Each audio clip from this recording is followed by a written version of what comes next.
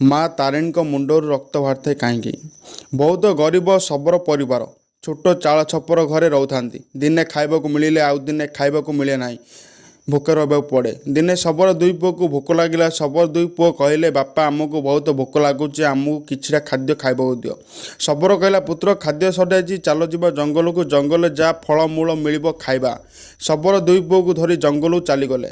ଜଙ୍ଗଲରେ ଖୋଜୁ ଖୋଜୁ କୁସୁମ କୋଳି ଗଛ ଦେଖିଲେ। ବହୁତ ସୁନ୍ଦର ପାଚିଲା କୋଳି ଫଳିଛି। ଶବର କହିଲା, ପୁତ୍ର ତୁମେ ଦୁଇଜଣ ତଳେ ରୁହ, ମୁଁ ଗଛରେ ଚଢ଼ି କୋଳି ତୋଳିଦେବି, ତମେ ଖାଇବ। କିନ୍ତୁ ଶବର ଜାଣିନଥିଲା ଯେ ମା ମମତାମୟୀ ସ୍ନେହମୟୀ ମା ସଙ୍କଟ ତାରିଣୀ କୁସୁମ ଗଛ ମୂଳେ ପାଷାଣ ରୂପରେ ଅଛନ୍ତି। ଶବର ଗୋଟେ ପୁଅ କୋଳି ଖାଇ ମଞ୍ଜି ମାଆଙ୍କ ଉପରକୁ ପକାଇଲା। ମା କ୍ରୋଧିତ ହୋଇ ସପ୍ତଫେଣୀ ସାପ ରୂପେ ଶବର ଗୋଟେ ପୁଅକୁ ଗିଳିଦେଲେ। ଶବର ଏହା ଦେଖି ରାଗରେ ଅସ୍ତ୍ର ଦ୍ୱାରା ସାପର ମୁଣ୍ଡକୁ ଆଘାତ କରିଲା ଏବଂ ରକ୍ତ ବାହାରିଲା। ମା ସାଙ୍ଗେ ସାଙ୍ଗେ ନିଜର ମମତାମୟୀ ରୂପରେ ଦର୍ଶନ ଦେଲେ। ଶବର ମାଆଙ୍କ ସ୍ୱରୂପ ଦେଖି ଭୁଲ ମାଗିଲା, ମା ମୋର ଭୁଲ ହୋଇଯାଇଛି, ମା